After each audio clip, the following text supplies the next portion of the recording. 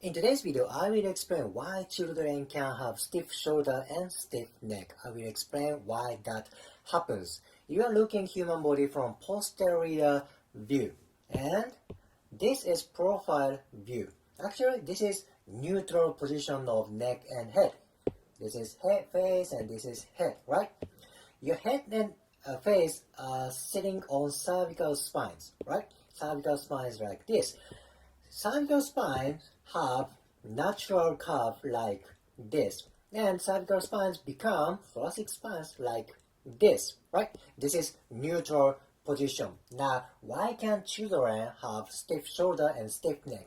One reason can be a modern world, modern technology. Children look tablet, computer, smartphone, TV for a long time, right? Then what happens if they focus on the television? They bring their face and head forward to focus on screen, right? Imagine there is TV right here. They bring their face and head forward. Imagine this pink circle is head forward position. Now, what's going to happen for their cervical spines and thoracic spines? Their cervical spines curve a lot like this. This is just exaggeration, but imagine this happens when they watch TV. Again, this red line is neutral position of cervical spines and thoracic spines. This pink one is kind of aggravated position when they bring head and neck forward. Then what's going to happen for neck muscles and shoulder muscles? They need to work hard to sustain head forward position. This is neutral position. Head is just sitting on shoulders. Head is just resting on shoulders. But when you bring head forward, there are a lot of mechanical stress for neck muscles and shoulder muscles. This is mechanics why people have tight shoulder and tight neck muscles. This happens among children, not only for adults. Now, what kind of muscles are tightened up because of this head forward position? Let me explain them. Alright, this is posterior view again. I want to explain one big muscle at the first part. This is trapezius. Trapezius, this is huge muscle on back side of neck and shoulder. When head forward position happens, usually upper part and middle part of trapezius gets tight. You know what feels like this, right? This part gets really, really tight and you have tightness and pain right here. This is when trapezius gets tight. Okay, this is trapezius number one. And deep to trapezius, there is one muscle very similar to trapezius. This is it. This is relatively smaller than trapezius. However, this is also important muscle for stiff shoulder. This is levator scapula. Levator scapula. As name of muscle suggests, this muscle elevates scapula. This brings scapula up. Then let's apply this logic for head forward position.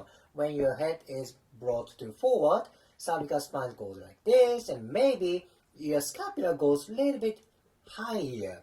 Then what's going to happen for levator scapula? That muscle constantly contracts to support cervical spines and scapula.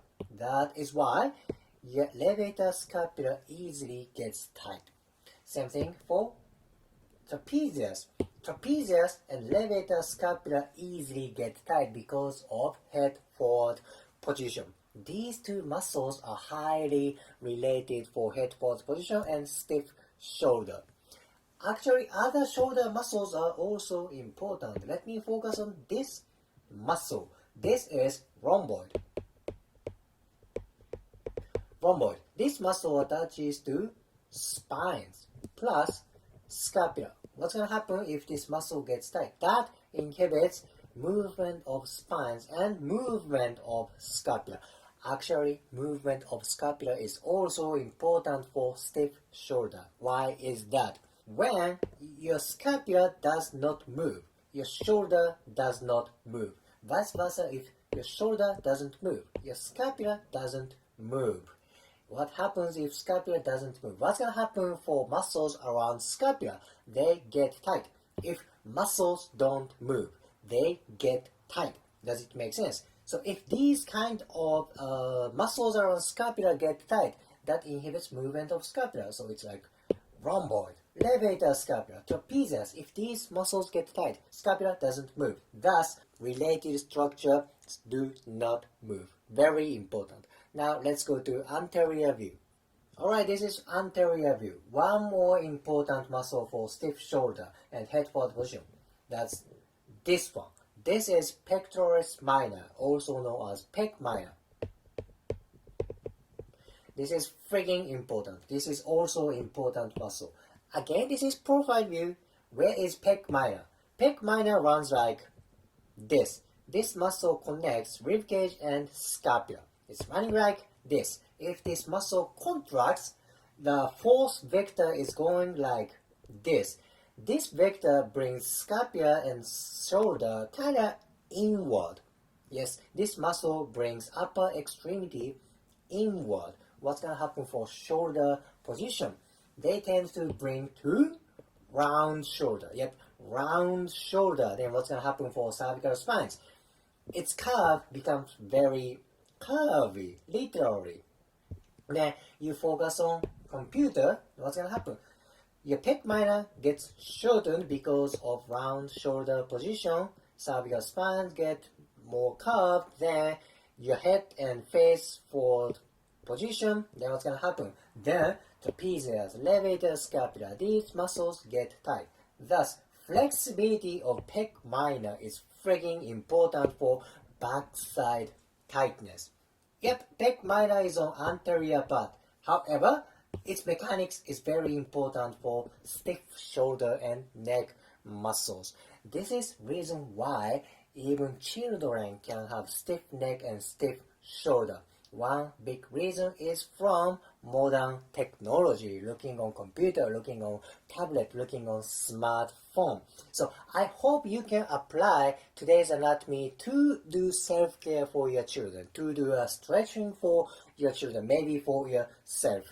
If you liked today's video, please hit the like button, comment and subscribe. See you next video.